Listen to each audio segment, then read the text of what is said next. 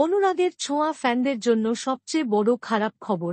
Star জলসার এই মুহূর্তের সবচেয়ে পুরনো ধারাবাহিক অনুরাগের ছোঁয়া, এই ধারাবাহিকে প্রধান ভূমিকায় দেখা যাচ্ছে অভিনেতা দিব্যজ্যোতি দত্ত এবং অভিনেত্রী স্বস্তিকা ঘোষকে। ধারাবাহিকটির শুরু থেকেই টিআরপি তালিকায় অল টাইম স্লট লিড, এছাড়াও 40 বারের উপরে বেঙ্গল টপার হয়েছে। অনুরাগের ছোঁয়া ধারাবাহিকে দিব্যজ্যোতি দত্ত এবং স্বস্তিকা ঘোষ দুর্দান্ত অভিনয় করে হাজারো দর্শকের মনে জায়গা করে নিয়েছে।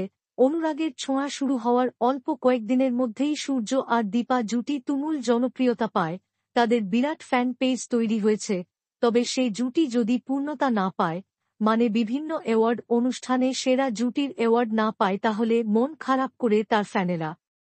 যেমন প্রতিবারের মতো এবারও হয়ে গেল TV9 বাংলার ঘরের বাইস্কোপ অ্যাওয়ার্ড, যেখানে সেরা জুটি অ্যাওয়ার্ড পেয়েছে কথা ধারাবাহিক থেকে কথা এবি, এবং সেরা জুটি দুটি আকাশকুসুম ধারাবাহিক থেকে ডালি রক্তিম, সেরা ধারাবাহিক জগদ্ধাত্রী, সেরা ধারাবাহিক জুড়ি গীতা এলএলবি, সেরা নায়িকা গীতা, সেরা নায়িকা জুটি ফুলকি, সেরা নায়ক অনিকেত। এতগুলো অ্যাওয়ার্ডের মধ্যে অনুরাগের ছোঁয়া কোনো অ্যাওয়ার্ড পায়নি।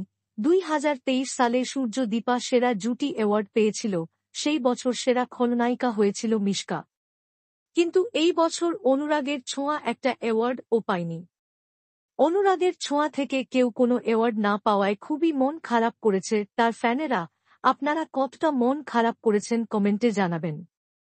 বাংলা বিনোদনের এই ধরনের সকল আপডেট সবার আগে পেতে চ্যানেলটি সাবস্ক্রাইব করে পাশে থাকা বেল আইকনটি বাজিয়ে দিন। ধন্যবাদ।